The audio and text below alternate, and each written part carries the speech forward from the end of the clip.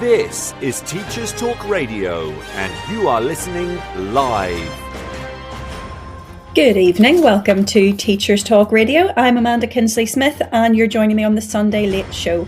It is Sunday 16th of February 2025 and my guest tonight is Kathy McAllister, an English teacher currently teaching in a post-primary school here in Northern Ireland.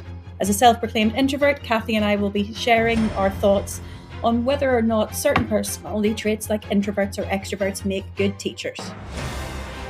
This is Teachers Talk Radio, and you are listening live. Tune in live at ttradio.org, or to join in the conversation, download the Podbean app and search Teachers Talk Radio. Follow the hashtag TTRadio. Tune in, talk it out with Teachers Talk Radio. Okay, welcome to the show. As I said earlier, my guest tonight is Kathy McAllister, fellow English teacher and the introvert yin to my extrovert yang. She'll be joining us shortly. Now, there are many personality tests out there, all claiming to reveal aspects of our deeper character and our psychological compositions. Listeners may be most familiar with the 16 personality types of Myers-Briggs, especially since, from what I've seen, many of the tests available online are at least loosely based on these, but there are also others. There's the Penn model of personality from the 80s, comprising of psychoticism, extroversion or introversion, which is the bit we're going to focus on, and neuroticism, sometimes summarized by the acronym OCEAN or CANOE, building on Jung's theories of extroversion and introversion from the 1920s. And there's the much more recent 4 personality types identified by Swedish author Thomas Eriksson, which are handily color-coded into red, blue, green, and yellow. I bet you could already venture a guess as to some of the traits of each color already. I think I'm a yellow-green if you're wondering, but I'm fairly confident some members of my family would have me squarely pegged as a red. Even Google got in on the action for Valentine's Day. By answering a few multiple choice questions, you could find out which chemical element best represents your personality. I'm fluorine apparently, which worries me because I think that might be poisonous. Chemistry teachers, feel free to let me know. The aspect I'm most interested in, and the reason that Kathy is going to be joining me, is to consider whether or not certain personality types are particularly well suited to teaching. And for that, we're focusing on introversion and extroversion, as that forms one of the key elements in many of the personality tests that are available out there. So in order to do that, we should first maybe establish what we mean by the fairly generic terms of introvert and extrovert. As with many things, these terms are not absolute. There are several competing definitions, and very few people are at the total extreme end of one or the other. Most of us would fall somewhere along the spectrum, but in general, and Kathy, you can let me know if you agree with this definition or not, but but some of the things, the sort of character traits that are shared, a lot of the different definitions would be that introverts tend to be characterized as quieter, avoiding overstimulation, preferring private reflection time or small groups of people over louder situations and larger groups, and feeling drained by too much interaction a bit more quickly than extroverts, who are characterized by feeling more energized by social interactions, seen as being more talkative or maybe outgoing, more novelty seeking sometimes than introverts as well, seem to come up quite a bit. What I can say about this is the reason this sort of sparked my interest in the first place towards the end of last year was friends of mine, colleagues of mine, had started looking again at some of these different personality types. And what we discovered was some of our not definitions, when we looked at the Myers-Briggs was the one that we happened to look at, although obviously there are so many others available. We had looked at the Myers-Briggs and some of us had changed in recent years. Mine had changed actually from a fairly even split between introversion and extroversion to being markedly more extroverted this time around. And a colleague of mine, hers was very much on the introverted end of the spectrum, and we did laugh quite a bit at some of the definitions that it said. For hers, there were things like blunt communicator, which she laughed at and said, moi, yes. And there were there were suggested jobs were really the bit that we were interested in. And for hers, she laughed. She had come from an ICT background and used to work in industry. And she said that from the looks of the descriptions at the end of the test, as it were, it looked like possibly she should have stayed there because a lot of her things on the introverted aspect were saying things like prefers working alone, prefers working in a calm, quiet environment, which, as we all know in schools, is not always the case. There was also in hers just a lot of things along those lines of being task orientated rather than people orientated, whereas mine looked like all entirely the opposite. It looked like I preferred that I would thrive in more social groups, even though at times I would find those very draining. It was suggesting that I was very people focused as opposed to task focused, that was where I got my energy from, that I would feel drained by too many tasks and not as much by the interactions that would come with this. And when it came down to the suggested jobs, that was the interesting bit, was that with mine, it very firmly said teacher or guidance counsellor. So I immediately was looking at my friend and going, oh, for goodness sakes, I thought it was going to tell me something new and exciting. So there's the novelty seeking part of the extroversion definition coming through quite strongly for me. Whereas with hers, all of the suggested jobs were to do with industry and being left on your own. So that made us wonder, okay, well, is there a certain personality type that's maybe being promoted as being better suited to teaching, even if that's not necessarily the case? And are we maybe focusing too much on skills that, not even skills, on certain character traits that are more focused on what we might see in an extrovert than an introvert? And if so, are we maybe putting people off joining the teaching industry who could be of massive benefit in our schools and to our students who maybe we are missing out on? What I was finding with this was, even if I didn't see those extrovert characteristics in myself, they seem to be coming through with the test. And they did seem, when I talked it through with my friend and colleague who was firmly on the introverted scale. Okay, Kathy, is that you with us now? Did you hear the sort of working definition there for what we could sort of broadly refer to there as introverts and extroverts? I did. I could hear everything. You just couldn't hear me, sadly. Yes, I thought that was quite obviously, like you say, it is a spectrum, but I thought it was quite a apt definition for me personally. I do get quite overwhelmed with excessive, peopling. Um, I enjoy conversation. I enjoy spending time with people, but too much of it, and I just feel like I just need a little bit of time to recharge. So I think your description really resonated with how I feel myself. It's not that we dislike people or anything like that, but it becomes quite tiring after maybe a sustained amount of time having to intensely be peopling, as I call it. The funny thing is, there will be people listening who are thinking, but how could she possibly be an introvert if she's doing this show? I mean, for some introverts, this will just sound like their idea of hell, that you're coming on to do so much sustained talking. And they'll think, but how could she possibly be an introvert? But I think that's mistaking introvert for shy, maybe.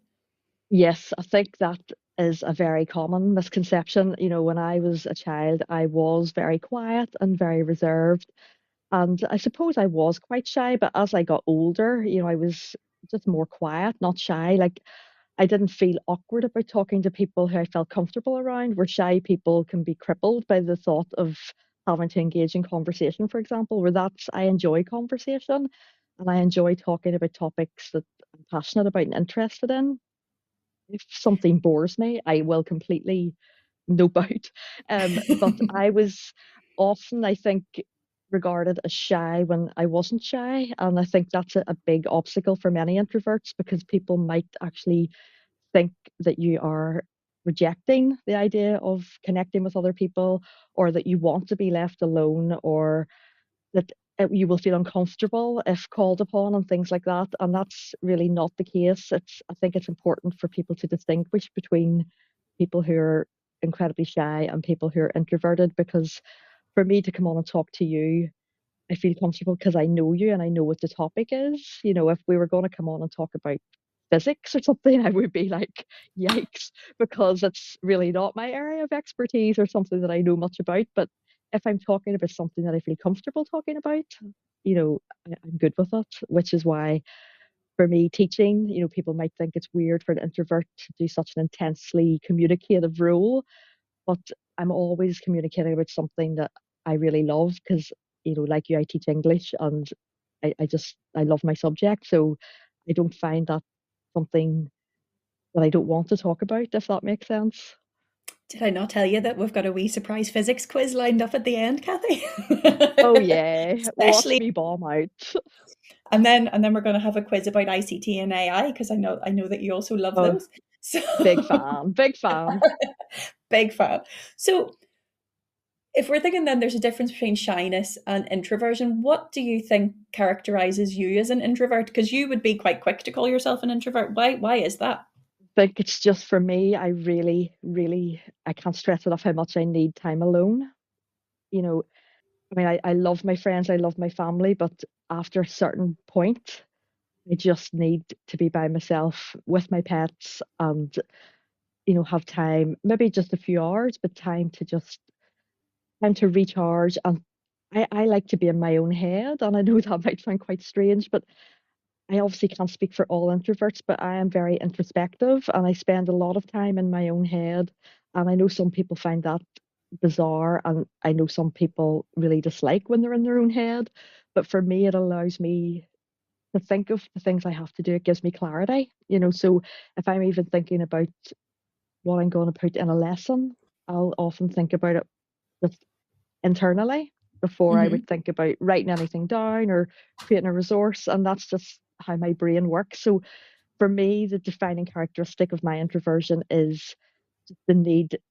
I must have time alone, or I feel like I could almost weep, not to sound dramatic, but if I'm just shoved from one really intense situation to another, I get to a point where I feel like if I don't get even half an hour to myself, I just don't think I can cope, that kind of feeling. Yeah. Do you know, again, we have said this already that these things do fall along a spectrum, but I know there are friends of mine who work in different industries. I've a good friend who works in a different industry, and she's much more extrovert than I would be, and that's good because she needs to be for her job. And she does a lot of marketing and PR and all sorts of things. But she says if she loves going for walks, but if she goes on a walk, she must have her earbuds in and she will phone someone as soon as she starts walking.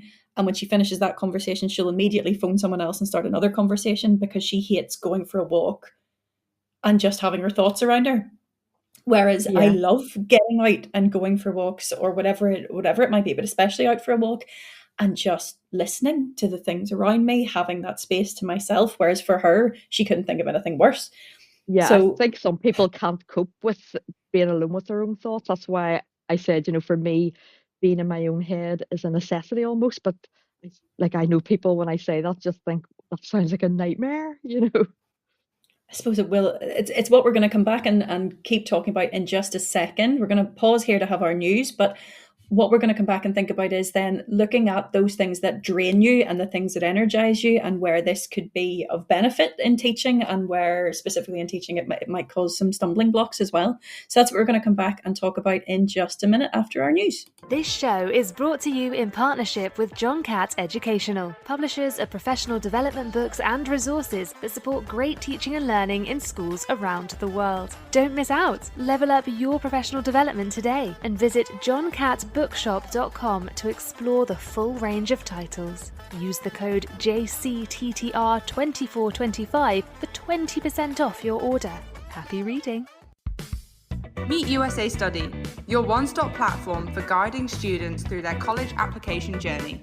Access up-to-date resources on universities, programs, scholarships, and application requirements, all in one place. Get easy-to-access tools, personalised timelines, expert tips, application templates, and exclusive webinars with admissions officers to help your student stand out. Visit usastudy.co.uk or call Phil at 0800 612 8271 because every student deserves the opportunity to shine with USA Study. This is Teachers Talk Radio, and this is Teachers Talk Radio News.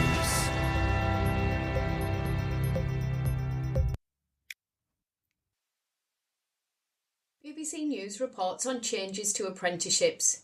Businesses employing adult apprentices will now, according to the DfE, have the power to decide whether a maths and English qualification should be part of the prescribed course. This could mean 10,000 more apprentices are able to complete courses every year. According to the news site, more than 90,000 people over the age of 19 began apprenticeships between August and October 2024. However, more than 45% of apprentices drop out of schemes without completing the course. This is according to recent official DfE figures. The government said it hoped that relaxing the rules for apprentices over the age of 19 will ensure more students are both applying for and completing apprenticeships, in sectors particularly where there continues to be high demand, such as healthcare, social care and construction. Apprentices aged 16 to 18 will still have to complete an English and Maths functional skills qualification, equivalent to a GCSE, as a course requirement. The government has also confirmed plans to reduce the minimum duration of an apprenticeship from 12 months to 8 months from August 2025. The move has also been welcomed by many businesses, who say it will help employers fill skills gaps more quickly. Whilst failing to secure a qualification in maths or English is one of the key reasons apprentices do not complete courses, an education think tank is also quoted in the article as saying poor quality schemes are also a factor. The chief executive of Lifetime, England's largest apprenticeship provider, welcomed the changes, but also said he was disappointed the change was not fully extended to apprentices aged 16 to 18. Full details and comments from those following the current apprenticeship courses can be found on the BBC News website. Schools Week carries an opinion piece on workload and changes to Ofsted, focusing in particular on the impact changes and developments can have on staff who work in and leaders of small schools. The piece by the head teacher of a primary school highlights the fact that Department for Education and Ofsted have the same expectations of a school, regardless of its size. The article focuses on the outcome of a Freedom of Information request submitted to Department for Education about the statutory roles a school is required to have a named person for, and a list of the roles it is good practice to have a named person for. The response from the Department for Education, as quoted in the piece, was, "The department holds the information you requested, but it is being withheld because the department is not required to provide information in response to a request if it is already reasonably accessible to you." However, the piece goes on to say that having accessed all of the documentation on the Statutory Guidance for Schools website and running them through an AI programme to see how long it would take a human to read them, the outcome was concerning: between 29 and 40 days of uninterrupted work. The article closes with a concern that the information itself is actually not reasonably accessible, and that perhaps finding staff to complete the statutory roles is similarly challenging. In Wales Online, a story about Saturday detentions is featured. Those of a certain age will remember the film The Breakfast Club, which focused on an unlikely mix of students forced to spend a Saturday together after behaviour incidents in school. In Wales, however, a school led by a man dubbed Wales's strictest headmaster, where staff had previously been on strike over physical and verbal abuse from pupils, has just introduced the weekend detentions. The head teacher has said the decision was made because other forms of discipline had not been effective. According to the article, the school has also introduced other creative ways of disciplining pupils, including on some occasions asking their parents to attend class and sit next to them. Poorly behaved pupils have also been asked to carry out supervised litter picking. It's not the first time the school has made media headlines. In the past, it has also featured in the news for enforcing strict uniform policies. Further details can be found on Wales Online. Finally, the Nigerian Guardian reports that a Lagos-based educational institution has unveiled a campus in the UK. The campus will provide English language upskilling courses, leadership training, summer camps for students aged between 10 and 17, and a pre-masters programme for graduates seeking academic refinement before enrolling in UK universities. Speaking at the official launch of the campus at the residence of British Deputy High Commissioner, representatives of the school praised the school's expansion, saying it served as a bridge connecting cultures, ideas and aspirations, and that it symbolised a shared vision for an education system that transcends borders. The British Deputy High Commissioner to Nigeria also highlighted the importance of fostering trade between Nigeria and the UK. Further details can be found online. This has been Teachers Talk Radio News with Jo Fox. Okay, welcome back to the show. I'm slightly devastated from in the news the phrase, those of a certain age will remember the Breakfast Club, but moving on quickly from that. We were talking before the news about where introverts and extroverts in teaching can be drained or energized. And it's something that I've seen myself. You know, a good friend of mine who is also a teacher in another school always seemed very extrovert and very outgoing during staff nights out or lunchtimes, particularly at lunchtime, you know, very talkative, sort of the center, not center of attention in a bad way that, you know, like he was looking for anything, but, you know, kind of life and soul of the party kind of a thing. And actually, that was more sort of a persona that he was putting on without realizing. And now he tells me that he's a lot more open about being introverted, and it's burnt him out in some ways. So he's still as energetic as ever, he tells me, in the classroom. But in order to maintain that balance, he has had to stop going to his staff room effectively because he's acknowledged that it was draining him much more than he was able to kind of refill. And, you know, he was going to lose the energy somewhere, and he'd rather keep it for the classroom. Like it's something that he has to sort of build up to, and he's only got so much of it to go around. Would that sound like something that you would connect to, Kathy? Yeah, I mean, the teacher persona thing is not something I've ever really had. I know a lot of people who do have a teacher persona. I know when I'm teaching what the kids see is who I really am. And I think maybe because I've been in my job for such a long time, and you know, I feel very comfortable in the environment that I'm in, and I know the kids, and I've maybe taught their siblings or increasingly now even their parents. Um, but when I'm in the classroom, I know I am myself, and I'm quite open even to my students about the fact that I'm an introvert, and you know, we'll talk about things like that quite openly. But the staff room thing, I really identify with. You know, I find the noise really doesn't allow me to relax, and it depends on the noise. You know, like I love a concert. You know, I love music, and I love going to gigs and things like that. So that type of noise, I'm fine with. But just a lot of people having a conversation at once, like maybe 8 or 9 or 10 conversations going on in the room at once, I find that really unbearable, you know. And I would stay down in my department at lunchtime. So we have, luckily, a lovely little area between my classroom and my colleague's classroom, and we have nice comfy seats, and we have a kettle, and you know, we'll just stay down there. And there's 3 of us in the English department, and we always have lunch together if we're on the same lunch. And then my colleague who's a geography teacher and another colleague who's a history teacher, if they're on the same lunch, they'll often come down and join us. And I really prefer that because it's with a small group. And if I don't feel like talking, they really know me, and they know that it's not that I'm being rude or standoffish or uppity or anything like that.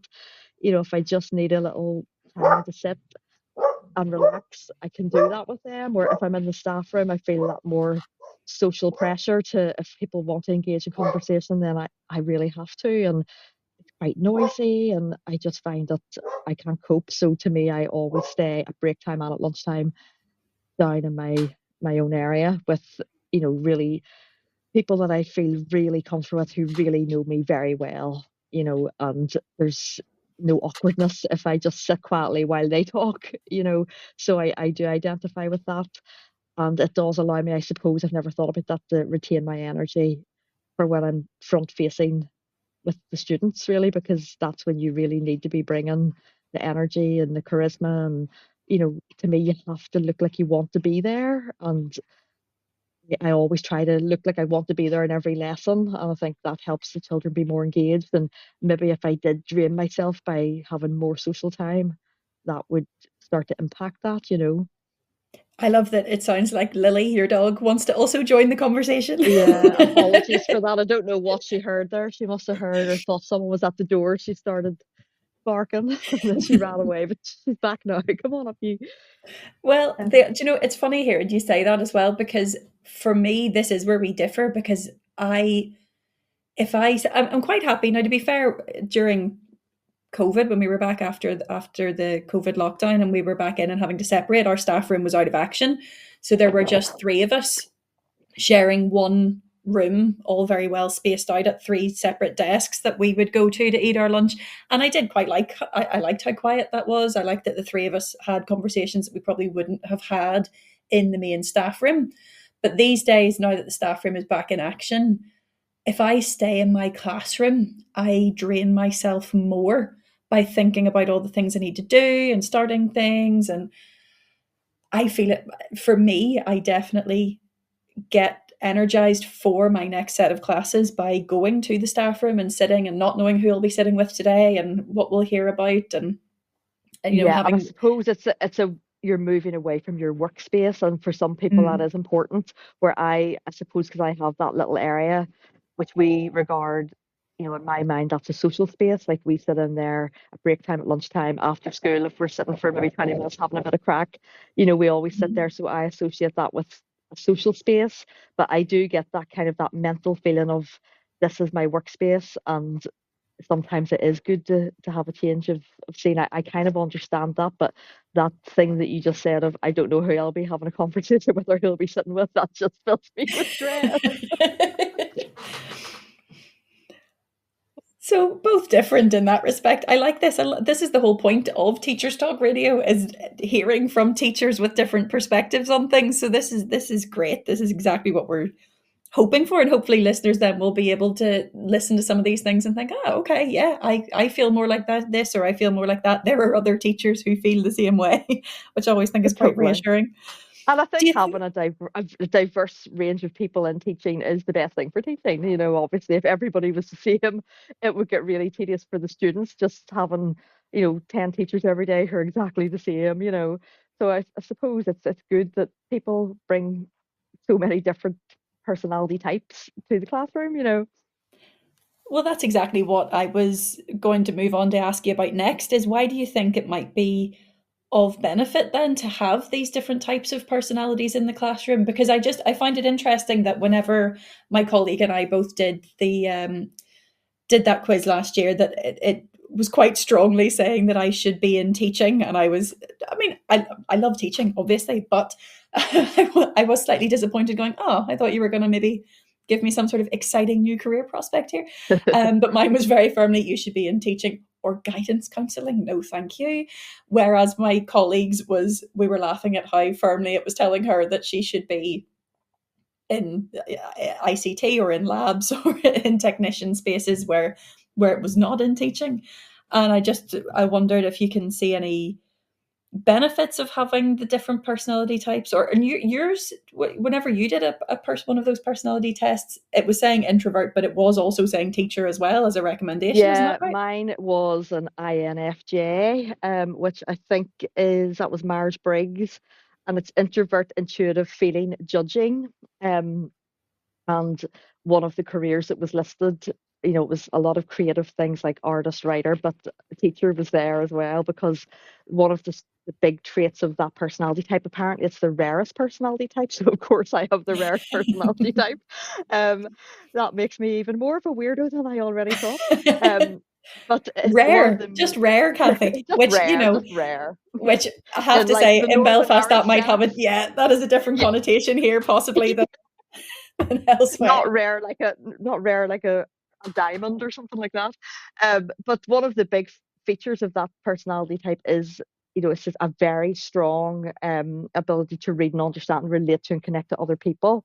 So I suppose that's why teaching was one of the listed occupations for that personality type, because it's all about, you know, very empathetic and understanding, and good listeners and all that kind of stuff. And when I read the description, it was actually eerie how much it was like this really does sound like it was written bespoke for me, so it was quite strange. But I think different personality types in teaching is important. And I think, on the surface, I suppose it looks like introverts maybe would not be the type of person who would be involved in teaching, but I actually think there is a lot of good things that an introvert can bring to teaching. Obviously, all individuals bring their own strengths and weaknesses, but for me personally, as an introvert, I think one of the big things for me is that I know that I relate really well to those quiet students. I was that really quiet student. And I think I said to you before, I feel really strongly that all students need to be seen. Like they all need to feel seen in your room. And there's some students who are so quiet that I think people maybe misinterpret and think they don't want to be seen, they won't want to talk, they won't want to answer, and that they're disengaged. And I know that those children are not disengaged because I was that student, and I was really engaged in my learning in most classes. Um, so for me, I think that's one big strength. Like I know I connect really well with those quieter students in my class, and I do have really good relationships with them, and they will maybe not always talk out in class, but they'll talk to me after class, or if I'm out on lunch duty or something like that, or at the bus stop on bus duty. I know them well. They talk to me, they tell me about their lives, their interests, their hobbies. And I think that's really important because they think, I suppose, all kids need to see themselves reflected. And if everybody was, really super extrovert, those quiet kids might feel a little bit like, where do I fit in? And I actually had a group of students, it was at our prize night a few months ago, and some of the leavers came back, and one of them was joking and saying, "Oh, I only came to see you," and I was like, "Oh, that's so nice," or whatever.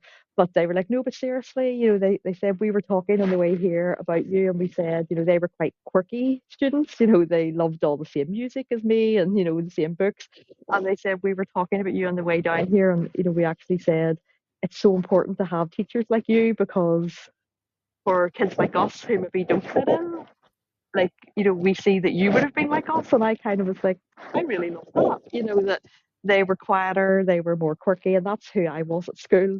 And that they did feel seen, they felt that they were being represented, by a grown up, and that they will grow up and be, there's a place for them, kind of thing.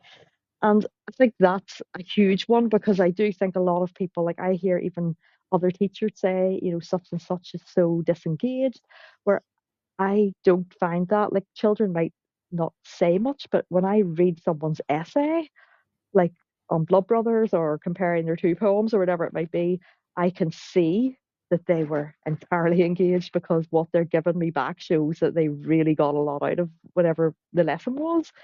So I think that's a huge one. I also think introverts, we don't love small talk. We love kind of deep and meaningful connections, and I really relate to that. I find small talk sometimes quite excruciating. Um, and I think because, again, of the love of my subject, when I'm teaching or prepping, it is kind of, I suppose, if I want to sound cheesy, it's a deep and meaningful thing to me. If I'm teaching a poem I really love, or a novel I really love, you know, yeah, I really enjoy communicating that to the class. So it's not something that drains me or something that I'm going, oh no, I have to talk about this, because it's something that energizes me. So that, looking at it in a big way, it's not, let's look at it in a small talk way. It really does make me feel quite energized and quite enthusiastic. And I think as well that we're just quite perceptive. We're good listeners. It's not always about, I can't wait to have my turn to talk. I will really listen to what the students are saying. And I just think I maybe have it's a very chilled out classroom and we have lots of crack and banter at the start and all of the usual things. But I feel like I do have quite a nice, calm, quiet space. I think some teachers bring noise to the room because they're really loud, where I don't think that that's something that I do. I think I help maybe bring quiet because my persona is more of a quieter approach. So I think all of those things are beneficial. And just think introverts are good communicators. Like we are good at picking up, on people. And I mean, obviously, lots of people are. You don't have to be an introvert to be good at that. But I know that is a strength of mine. And I can tell when a student's maybe not themselves or something's annoying them and, reach out and make that connection to try to see what we can do to help them where they might not feel like they can voice it. But I feel like I'm quite tuned in and I'll pick up on it. And normally, right, when I do approach them, it turns out that there is maybe something going on. So I think those are all strengths that introverts bring, but obviously you don't have to be an introvert to bring those strengths. I just feel that's what my personality type brings to my own classroom. Do you think there are some students that will feel more comfortable approaching you because you are more introverted? I mean, that's an interesting question. I do feel like a lot of students have approached me over the years, even students that I would have thought that I didn't know them as well as they knew other teachers, but they still would have called round to say, "Can I speak to you?" And I think maybe it is because maybe you do seem quieter, calmer, quite approachable, and I think they know that you're a good listener, maybe. But it definitely is something, it's a big feature of my job as a teacher. Like, that's always been something that I've had happen me a lot and continues to happen a lot. I've even had, when students have left, like I remember a few years ago, I had a mum contact me or contact the school to say, could I contact her? And I did. And it was because her daughter was really struggling and, she just didn't know who else to ask. And then I met with the girl and spoke with her and we got whatever the problem was sorted. And, I had another student who had a really awful farming accident and he was really ill and was in an induced coma and thought he might not walk again and things like that. But when he came round from his coma and his mummy said, is there anything I can do? And he was in hospital in Belfast in the Royal, and he said, "Oh, could you phone Miss and see if she would come and visit me?" Because he thought I'm in Belfast, And I just thought, and he had left school maybe about a year, but he still, when he was feeling vulnerable, thought that I would be a good person to talk to, which I was really touched by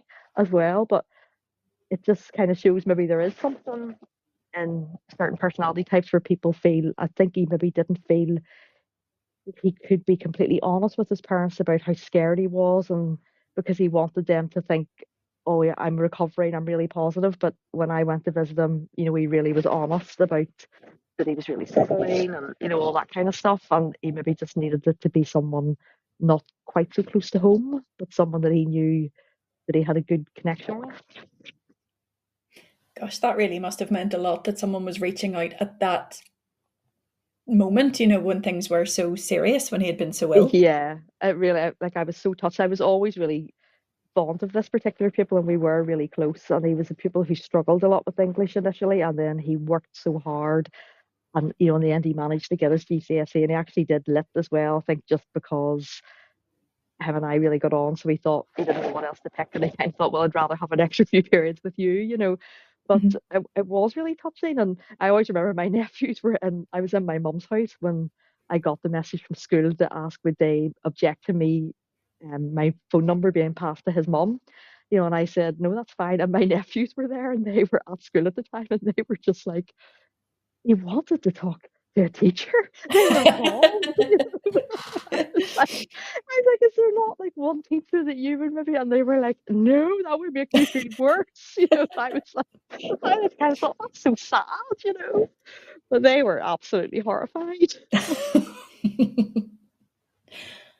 Well, it sounds like there's a lot of benefits there that we've discussed. We are going to have a brief pause and then we're going to think about, could there possibly be any limitations to being an introverted teacher as well? So that's what we'll come back to talk about in just a sec.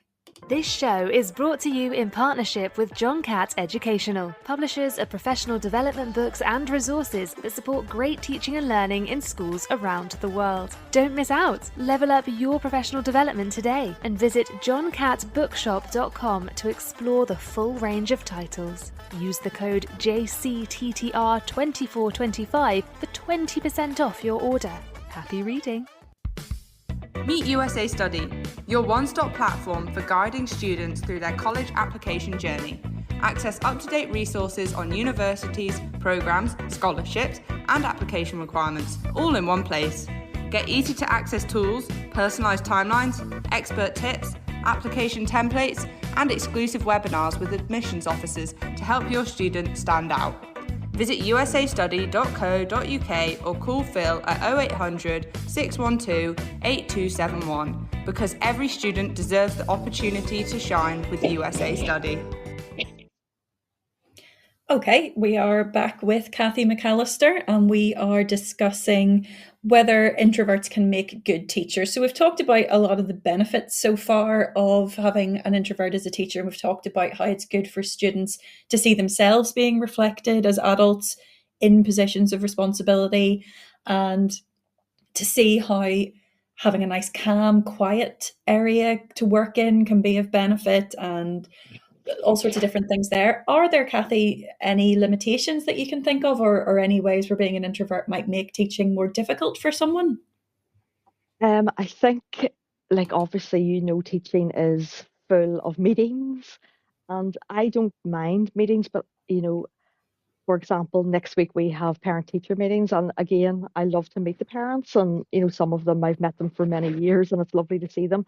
But after a full day of intense communication, so, we have 15 minutes when school ends, we have 15 minutes before the first parent-teacher meeting starts. And I just find sometimes I really would prefer it if they were, maybe if there was like an hour between school ending and then meeting starting, just so that I had a bit of downtime, because I feel like I'm intensely communicating all day. And then I'm straight into more communication of maybe 20, 30 more like 5-minute meetings. And it's so intense, like, because you do them. And it's not an objection to meeting the parents. I just sometimes think the idea that it takes place in the evening after your working day, I find that quite overwhelming sometimes. I just feel like I'm so drained. How am I going to get through like 3 hours of talking?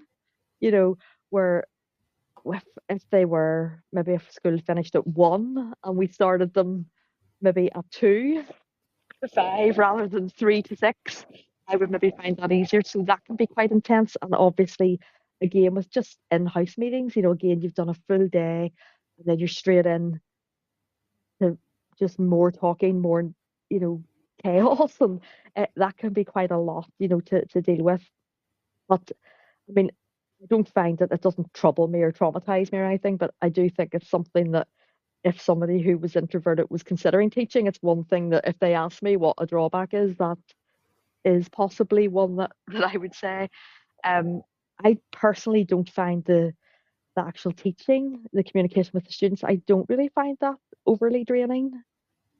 But if I've had, like, say, a full teaching day and then a late night for something like, say, prize night, open night, and then I'm straight back in again the next day, and I've maybe only had maybe 9 or 10 hours away from school, I do feel those days I struggle more because I just feel like I haven't really had a break from people. And this is very full on, and I need that time to be at home and have my quiet time and go my walk and all those things. And sometimes that can be quite a lot.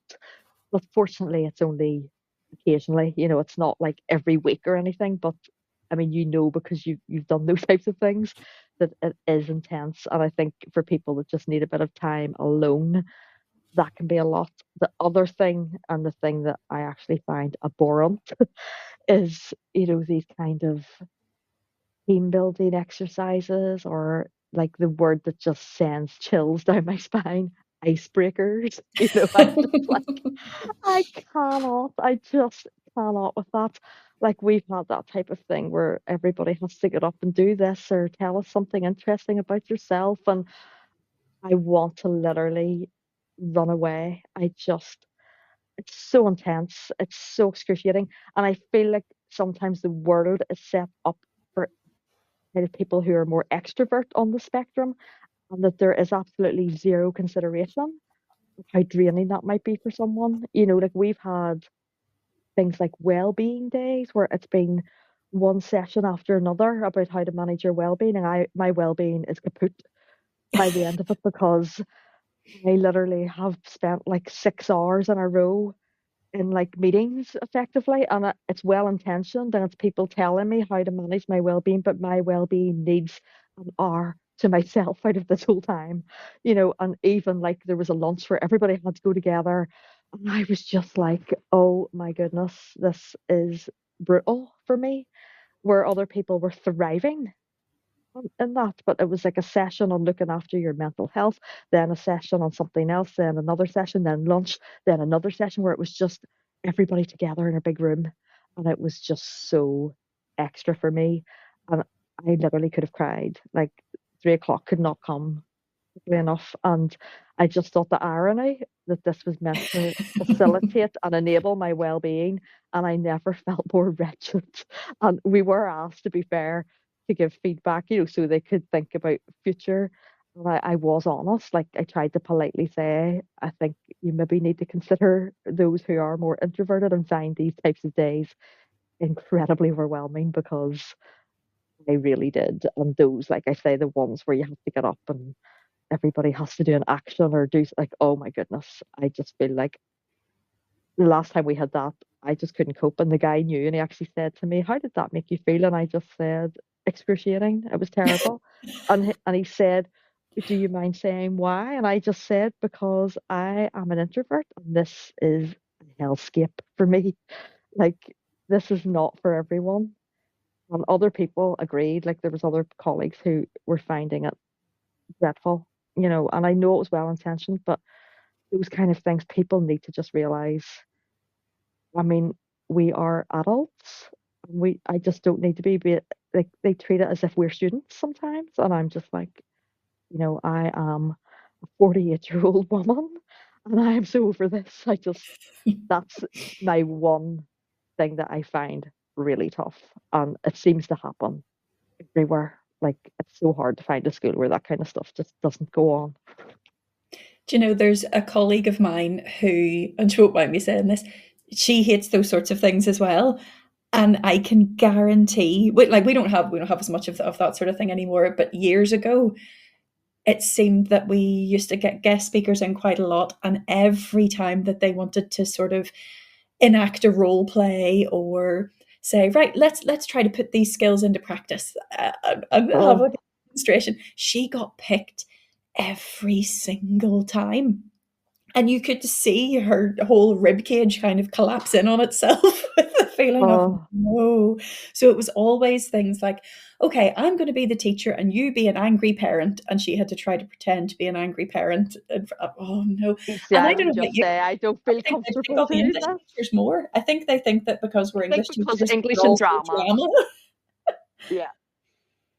I mean, I do like the production of the school play and stuff, and I will get up and show students how I want them to act out the scene and things, and people find that strange because they're like, "But you're quiet and you don't like drawing attention to yourself." I'm like, "Yeah, but I don't have to get up on stage on the night, so I'm okay facilitating it." These are students, but I'm not getting up in front of my colleagues and pretending to be a disgruntled parent. Like, just no. And like you say, those things a few years ago they were all the rage, I think, and thankfully it does seem to have slowed down a bit. But anytime we have a staff day, if I don't know what's on the agenda, I have serious feelings of and like just apprehension driving into work. I'm like, please, please don't let it be something like that, because I find it just horrific. It's the only word I could use.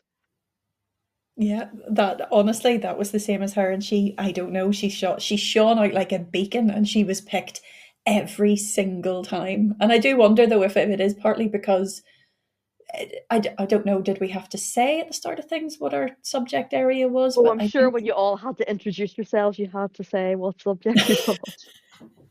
yeah, that was probably it, to be honest. Yeah, you're probably right.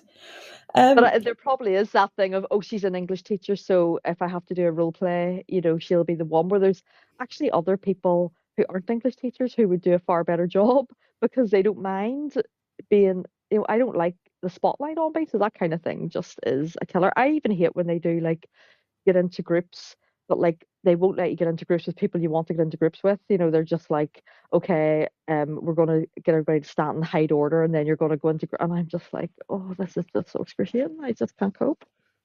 do you think then that gives you more of a feel for how the students might feel? Yeah, absolutely. Because when I do group work, like sometimes you have to do, if you need particular, I need someone who's good at this, I need someone who's good at that, you might have to, choose the groups really carefully. But quite often, I don't mind if they choose the groups, especially if it was something like a role play. If I'm doing a little bit of drama in English or something like that, I would far rather that they work with people that they feel comfortable doing that in front of. Or like when I do presentations and things like that, if somebody is really stressing about it, I'm sure you've had that as well in English where you have to do the Hmm. presentation and there's always at least one or two who really cannot cope. And like I'll often let them come after school with maybe a group of, 7 or 8 friends and me and maybe the other English teachers. So they still have to present to an audience, but maybe they can choose which of their class, maybe 10 people that they feel comfortable doing it in front of. I'm so open to things like that because I know for some of those students that would be something that would cause so much anxiety, that I don't want it to become, like I have had that before where like a parent has been saying, they're almost having panic attacks at the thought of having to do it. And I'm like, I don't want any student to feel like that. You know, and I think this was like a year 10 key stage three, for like the key stage three talking level or whatever. So I thought like I will try to put some sort of mitigation in that obviously they have to talk to an audience, but try to, manage it in a way that they can face it. And then by the time that particular student got to GCSE, they actually were okay with it, you know. Yeah, it's something that we look at as well, having sort of lower stakes versions at Key Stage 3 so that when Yes. they get to GCSE, it's a bit more comfortable for them.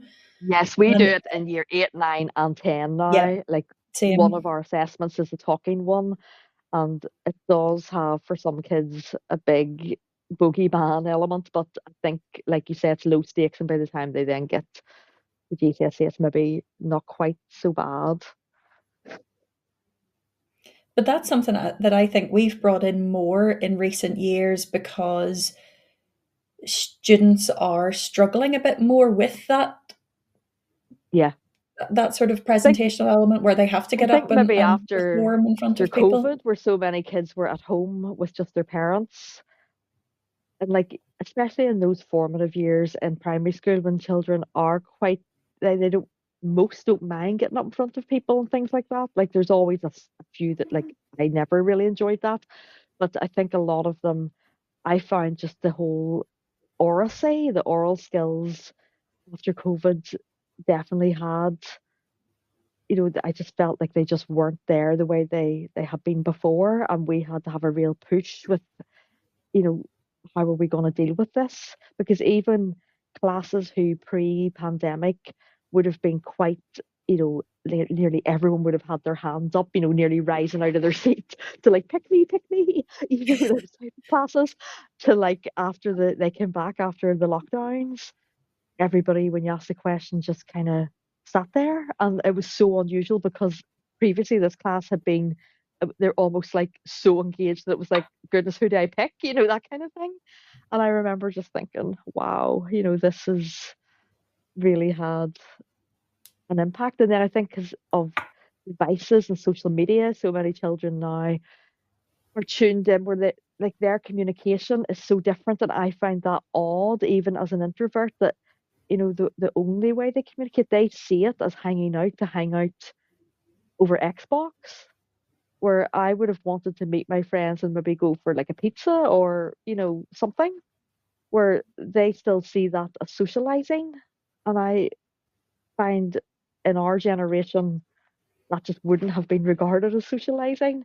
So I think what kids regard as social now is talking to someone over text, or on a messaging in a group chat, or playing a game and talking, like suppose like what we're doing now over an app or whatever. So they're still talking, they can hear each other, but it's not face to face. And I think for students that we teach, that is quite normal for so many of them. And maybe that also affects then this getting up in front of people is more of a big deal. Yeah, it's a really interesting point. I mean, I don't want to overgeneralize and suggest that oracy and presentation skills are entirely the same as looking at introversion and extroversion, but there is a big crossover. And I think Oh it's yeah. interesting because maybe the what we understand to be introversion and extroversion will mean something completely different to the new generation coming through that our students are in now. I mean, I'm sure what we take to understand from those terms is different from what Jung invested in those, the meanings that he put to those terms in the 1920s. But now, 100 years later, probably students might see themselves as introvert or extrovert in a different way. As you say, communicating digitally, they might feel they're quite Yeah. extrovert there, but when it comes, I mean, I've had students who are very who really come across as extrovert, but as soon as then they have to have a group discussion with students that they're less familiar with, oof, they Yeah. just, things do change. Do you think that schools are set up to be more comfortable places for extroverts in terms of the student body as well as teachers? I think society is more set up to be comfortable for extroverts because, you know, it's seen as, when I was at school, and, I even see it happening now, there's that kind of that comment that I would have got quite a lot. I would like to see her speak up more. I would like to see her join in class discussion more, where I just didn't want to, but it didn't mean that I was disaffected or disengaged. I was always listening, I was always attentive, I was always generally in most classes enjoying what I was learning, and things like English, history, geography. I was always really enjoying the content of those lessons. And I remember even in music in school, I had a lovely, lovely music teacher. And she did a project when we were in third year all about the Beatles. And I absolutely love the Beatles. And I Made was for you. yeah. And I just absolutely loved that. And, she could really see how much I loved it. And even though when she was talking about the Beatles, I wasn't putting my hands up and displaying all my, Beatle knowledge, which I had, but she could see by how much I was enjoying the work that I was so. And then she actually asked me, do you really like the Beatles? And I was like, yes. But she was a quieter person herself. And I think, again, it was that she recognized that I wasn't going to sing and dance from the rooftops about how much I loved the Beatles in front of the class, but that she could see how thoroughly engaged I was in every single activity that she gave us to look at. And I think sometimes, you know, introverts are, judged harshly. It's like that's a critique. I would like to see them speak up more, where I'm kind of like, well, as long as the work in their books is done and it's accurate and it shows understanding and engagement. Like I say, when I mark the essay of some of my quieter students, like I'm like, oh my goodness, that they've really loved this text, or they've really connected with this, but they didn't really say much during the lesson particularly. But I do find as well that they will speak up. Like I'm doing poetry with my class at the moment, and there's a couple of really quiet introverted students in that group, and they really love the poetry because, again, I think it's that thinking deeply about things. And when I ask questions, quite a lot of them are answering because they're really connecting with it. But sometimes, they're just quieter and they prefer to sit back and take it in and enjoy it. And that's the kind of learner I was. I enjoyed just sitting back and taking it in and really enjoying learning this new information. And I think the world sometimes wants us all to be, much more look at me, or I'm going to say something. And then if you're not like that, you can just be sidelined a little bit. Like sometimes I find people will say about students, oh, but they're so quiet, as if like almost they don't count or they don't have a personality. Where these are students that, when you actually do talk to them, they're so interesting. So I just think, if you don't put yourself out there, you can be very easily mislabeled. And even sometimes people might think that you're uppity or standoffish. I think there's that, like, I feel like people have thought that about me, but it's just because I don't feel comfortable. Maybe if I don't know someone that well yet, I might not really want to talk really, in front of them or join in a conversation that I don't really feel that I'm a part of. And I think society is just set up for extroverts, and people think that, introverts, if they want to say something, they need to speak up. But I think people need to see the value in being able to sit quietly and take things in and consider things more carefully, and, think before you speak or respond and all those things. But I do think that someone who grew up very quiet and is an introvert, that I definitely think society is set up for extroverts, because it's okay for people to be loud. When people are almost embarrassed to call out, when people are writing report comments, like when I think back to the comments I got, like, she needs to speak up more. But the loud, obnoxious students in my class probably got coded comments, like, that said they were loud without actually calling them out for being loud. It would have been said covertly, Hmm. because they don't want to almost shame them for that. And I'm kind of like, but it was okay to shame me for being quiet. But I feel like they'll say, is an enthusiastic member of the class who participates actively and all that, instead of saying sometimes it would be great if he could be quiet and listen.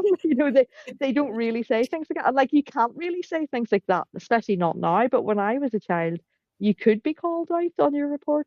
But I feel like I was called out for being quiet, but I don't think some of the really obnoxious, loud people who sometimes actually made my life difficult because I thought, would you ever just be quiet and let me read this? I don't feel they got those comments on their report saying, this person could do with just being quiet and down, let other students have time to focus and reflect, you know? It's making me think of a couple of different old reports that definitely would not be written these days. My husband is, who you know well too, is A very fellow much on introvert. the fellow introvert for you, absolutely. And it's one of the things that he's talked about of his school experience, of maybe teachers not understanding that when you are sitting in a classroom terrified that you're going to be asked to read in front of other people or speak out and give your personal thoughts on something in front of other people, that can be then misunderstood as a lack of engagement, but actually Yeah. it can be a real sign of social anxiety. And it's something I've noticed as well. I've got better at over the years, because there are times when I've been, I don't know, maybe I've been teaching a poem that I'm really into, or we're getting to some of the more devastating scenes of A Streetcar Named Desire or something, and I'm looking at a class and I feel like they're looking back at me blankly. And you're saying, And I where's want the to shake passion? them to be like, what? How are you not reacting to this? And, I had it recently even with students who were looking at Malcolm X and Martin Luther King Jr. and Claudette Colville and all sorts of things, and Ruby Bridges.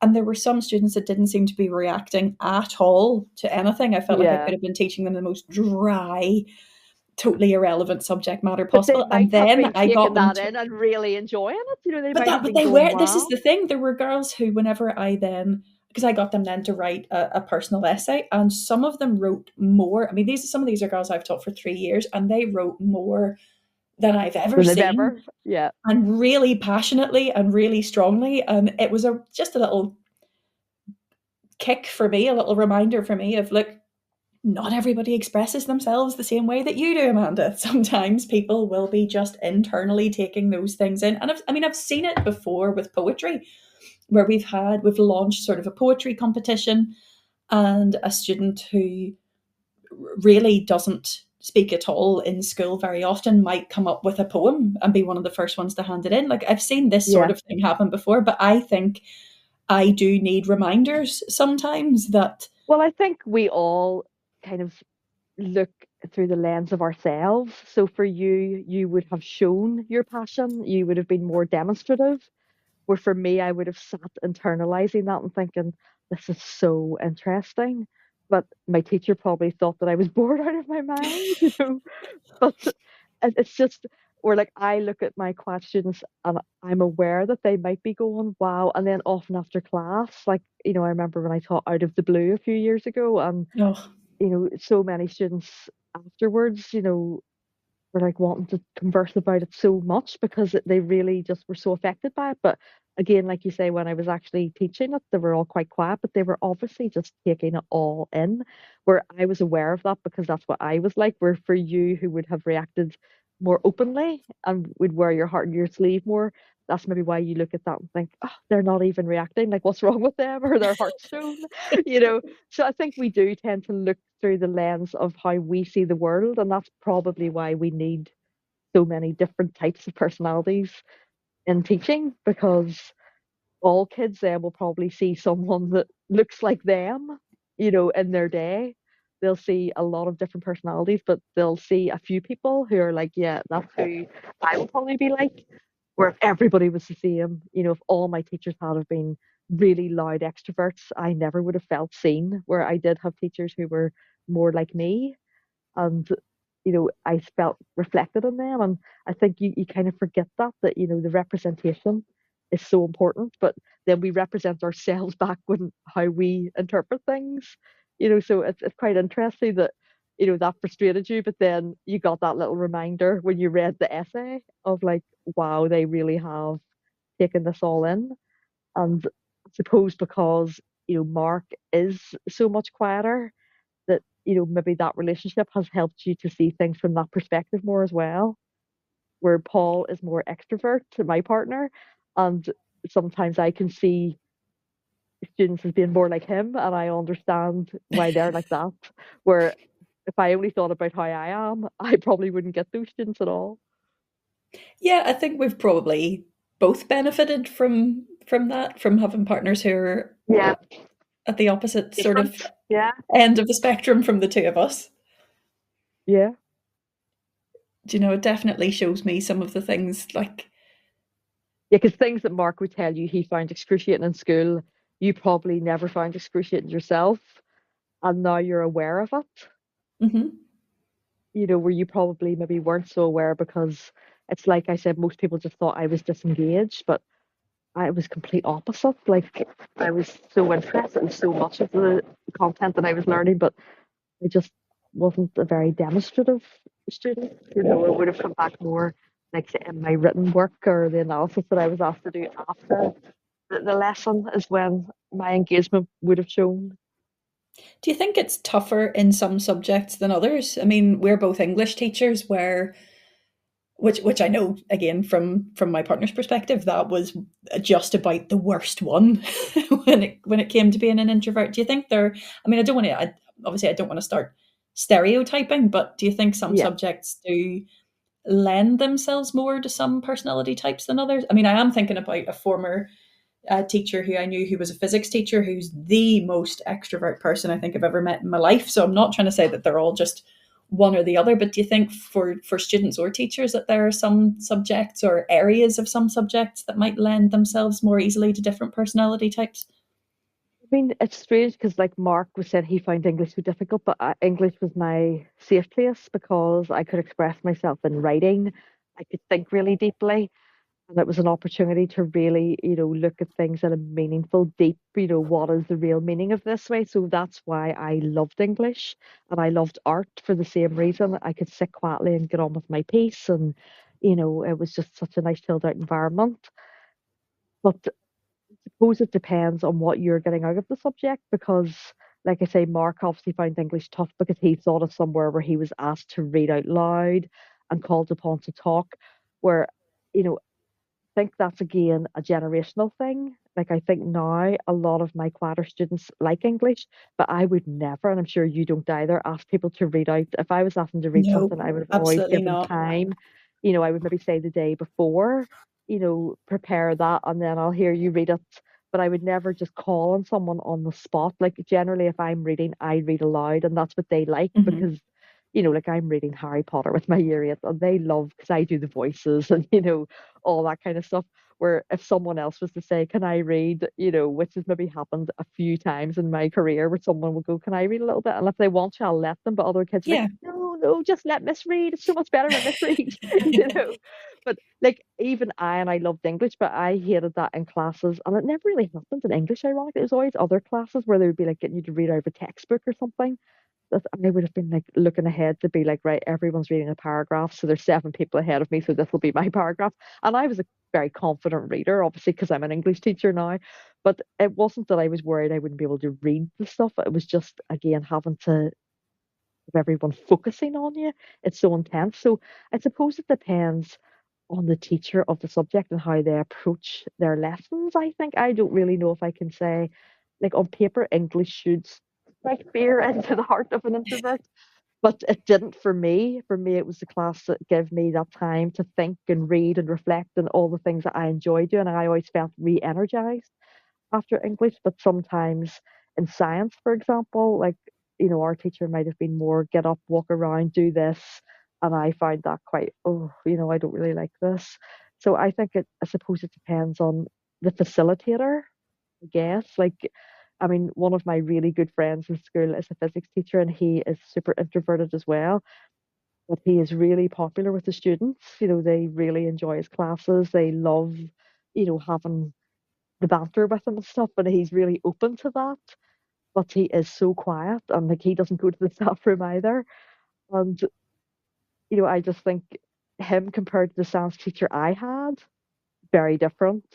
So I feel if I was in his class, my experience of science might have been very different to what it was. So I don't know if it's so much subjects as opposed to teachers, but there's certainly subjects like drama as a standalone subject, you know, is not something that I personally would have really enjoyed.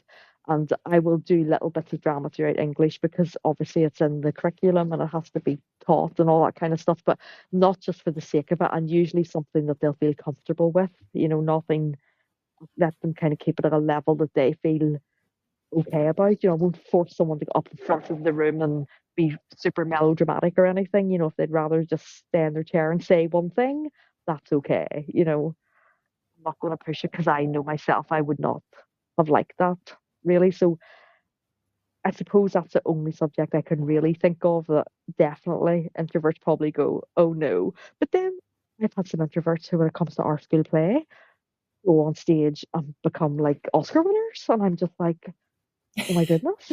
I'm so shocked because they're really quiet. And yet when they come to audition, even I'm like, quite shocked that they're auditioning. I obviously don't say that to them, but in my own mind, I'm like, yeah, I'm quite surprised. Like I had that a few years ago with a really quiet girl. She ended up getting a lead role and absolutely smashed it and was so confident on stage, but in class, she's just so reserved and quiet. Yeah, Yet, it's making me think of whenever we used to take students away on a trip in their first year to sort of help them to get to know other yes, students. And they used to do, get into groups and do a little talent show. And I remember one year, and they all had to be involved, was the way we put it. They had to be yes, involved in some way. And I remember one girl being really worried about it. And I said, because her group wanted to do a role play with a dance in the middle of it. And she was horrified. And I remember saying to her, okay, so why don't you do the music then? And yes, the relief on the face, and her parents actually sent me a little card saying thank you for finding a way where she could be involved and still be yes, valuable in in the group and have her own special role, but where she wasn't having to get up and do this. I suppose it kind of is a timely reminder as well of, as you say, that it's the facilitator really that makes the big yeah, difference of that role that we have of making the yeah, classroom comfortable so that everybody can succeed. absolutely. And I think Well, today we're more aware of that than we used to be as well. yeah, it's like you were saying earlier about representation and how representation is so important for students to see themselves. And for me, definitely, this isn't something that I had really considered before in terms of representation of, oh, well, are we representing these different personality types? Yeah, and just even representing, women. Like I just Hmm. think, I've had some students in the past, like I got a lovely letter from a girl after she left school, just saying, you really showed me that, women can do whatever they want to do and, that like you don't have to, fit the particular mold. And again, it was really touching because I didn't really think of that as, something that you're being a role model as because you're like, I just happen to be here. I happen to be a female teacher. But for her, there was something that she got from being in my class that allowed her to feel that way, that she felt compelled enough to write me a letter afterwards to say thank you for representing women in such a positive way, and I was kind of like, well, I wasn't meaning to, but I'm glad that I did. I'm glad that, they are obviously, maybe they do look at their teachers as role models that maybe we don't think that they do. We just think mostly that they complain about us and go, oh, I have to go to this class now. But obviously for some of them, they do see, like, suppose because this girl was interested in teaching and stuff, so maybe that's why she looked at her teachers as role models or, somebody that she might be like or whatever. That's a good point as well. And it's something we'll probably come back to. We're going to have our final pause here for a second, and we're going to come back then with our final thoughts and summing up already. This show is brought to you in partnership with John Catt Educational, publishers of professional development books and resources that support great teaching and learning in schools around the world. Don't miss out. Level up your professional development today and visit johncattbookshop.com to explore the full range of titles. Use the code JCTTR2425 for 20% off your order. Happy reading. Meet USA Study, your one-stop platform for guiding students through their college application journey.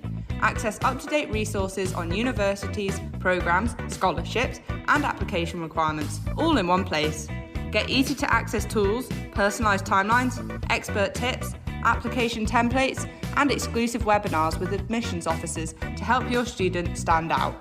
Visit usastudy.co.uk or call Phil at 0800 612 8271 because every student deserves the opportunity to shine with USA Study. Okay, we are back with Kathy McAllister and we're in our final section of the show already. Kathy, this has flown. We're talking about if introverts make good teachers. And I think we've covered a lot throughout the course of the show about the benefits of having introvert teachers, about how having a range of different teachers is always a good thing. Having that representation can be useful for students to see themselves, and about what introverts and extroverts can learn from each other as well, which has been extra handy for us since we've both got partners at the opposite ends of the spectrum to us. So what I thought we could maybe finish with, Kathy, is thinking about, are we encouraging introvert adults or young adults maybe thinking of going into education, like your student that you were talking about a minute ago? Are we presenting education and teaching as a role that is one where they're going to thrive? Or do you think there's maybe too much expectation for teachers to be extrovert? I think it probably depends on the environment that a student has come through, because if you have had an array of different types of teachers and you see, well, some are quieter and some are extrovert and so on. To me, if you have been exposed to a different variety of types of teachers, you probably will see, well, there's all sorts of different people doing it, so I can do it too. But the thing that I would say that really matters, I don't think it matters about your, where you fall on the personality type or whatever. I think what you really, you have to have confidence, and I think because sometimes introverts are, mistaken or misidentified as shy, then people maybe don't think, oh, that person wouldn't have the confidence to do that.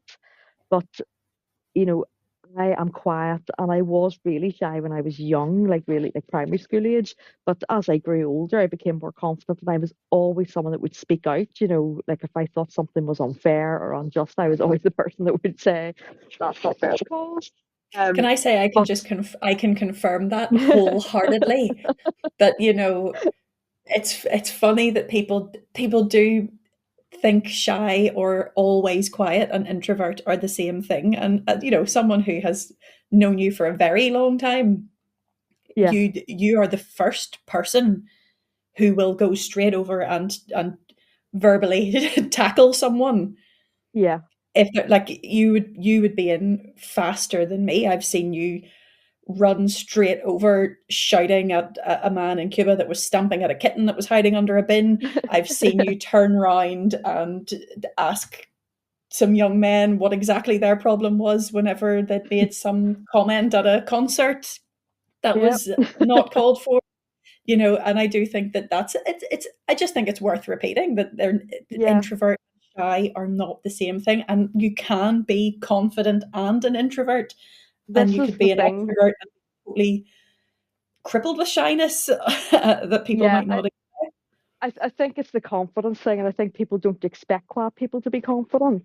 You know, where I am confident when I'm teaching because I'm confident that I know the content, that I'm well prepared, that I know what I'm doing and what I want the students to learn. So I feel my quieter nature doesn't affect any of that. I can stand up and I don't have a teacher persona. Like I said, I don't go in and pretend to be confident. I go in and I'm myself and I deliver the lesson as I am, as me, and that works for me. But that's what I think you need as a teacher is confidence, to be able to go in, when you start teaching, especially, the first time I was stood in front of a class of teenagers, I was just like, oh my goodness. But if you show that you're nervous or you show that you're not confident, you have to go in and take charge and be able to be assertive without, I say I'm quite assertive in the classroom, but I'm not, somebody that's really, like I say, extrovert or way out there or, but I know I have good behavior and I can get that because I'm confident that I'm there, I know what I'm doing, I know what I want them to do. So I would say to anyone who's quieter, that's what they need to ask themselves if they think is teaching for them. Do you feel confident? Do you have passion for the subject? For me, my love for my subject really helps me because I want to be there. I want to be teaching those things. Where, for example, I could never have been a primary school teacher. I think I would find that really draining because younger children do need something different. And I think I would be just so exhausted. Like I've said it many times, I admire primary school teachers so much because to me, I would literally feel like I was herding cats. I don't know how anybody gets them to come in and sit down and how do you get the attention of like 36-year-olds? Like I just can't even imagine. Like when I look at my nieces and nephews and get the attention of two or three of them, it's a nightmare. And I just think I don't like. I really take my hat off the people who can get those young ones in and listening and even just building the relationships with each other because they're like telling tales and he did this to me and it's teaching them how to manage their social behavior and everything. There's so Yeah. little where I I would mean, find that I think it's very draining. different. It's very different for us teaching English in post-primary schools. I mean, Yeah. I've said to students before, do you know on our teacher training we were told never be sarcastic with your students, and they always laugh. And quite a few of them have said, "Well, what would the English department do then? You'd never be able to speak." So, I mean, true, but I think it depends on, that as well. I know I could never have been a primary school teacher, and I knew that when I was thinking that I was keen to be a teacher. I always knew that it was English that I was keen to teach and that it was older students. I think everybody knows their own, like one of my friends at the time, I was considering high school, she was considering primary, and she is a brilliant primary teacher, but I could never do what she does.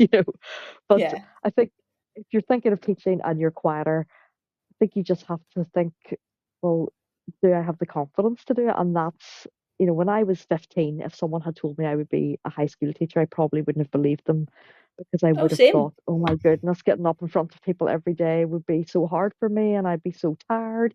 Where now I do it every day and I love it.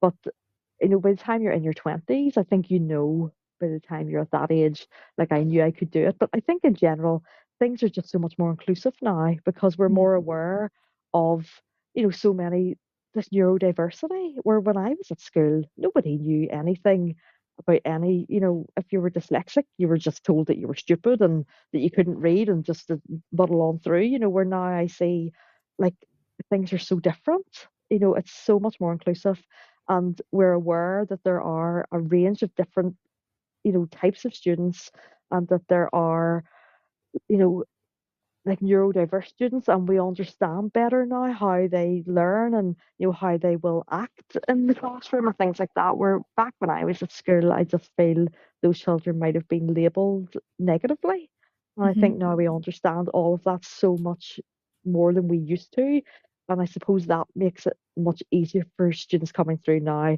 to know what they want to do because there's a lot more support there to help people get to where they want to get, despite any barriers, where I think before maybe that wasn't so much the case in education, sadly, like in the 1980s when I was coming through. Yeah, that's definitely something that I have noticed as well in the 15 years that I've been teaching. Things have moved on dramatically in that regard, which can only be for the benefit of students and teachers and families, the people, the support network outside of the classroom as well, understanding people an awful lot better these Yeah, days. And this is one aspect of it that we've looked at tonight, but it does feed into that wider area of neurodiversity. And I love that we've taken a bit of time tonight to actually think about this aspect of personality and of diversity and the benefits. I love that we both came to teaching unexpectedly, but from totally different yeah, areas. Whereas you were thinking at 15, there's no way I could get up and speak in front of the class. Whereas I was thinking, there's no way I'm staying in the one place all the time for a job. I want to be going and traveling and going here and there and yeah, everywhere and doing different things. And I'm not settling down in one place. And yet here we both are. yeah, exactly. I'm Well, enjoying it. So and enjoying it, which is the main thing. Exactly. And I think, well, yeah, I've certainly, Kathy, anyway, I have learned as an extrovert, I have learned a lot from conversation with you tonight and over the years as well throughout I'm right back at you. our teaching career. So look at us, we're a little advertisement for diversity and extroversion and introversion. And I think we've fairly answered the question that yes, introverts do make good teachers, as do extroverts. Absolutely. And Yes. it's always good to have a mix. So, Kathy, Yes. thank you so much for joining me tonight for what is, Thank you at for least for having me. my last show for a while on Teachers Talk Radio. But there are a lot more excellent shows coming up this week, as every week. So please do keep listening and enjoy what Teachers Talk Radio have coming up for the foreseeable. Thank you very much. Thank you.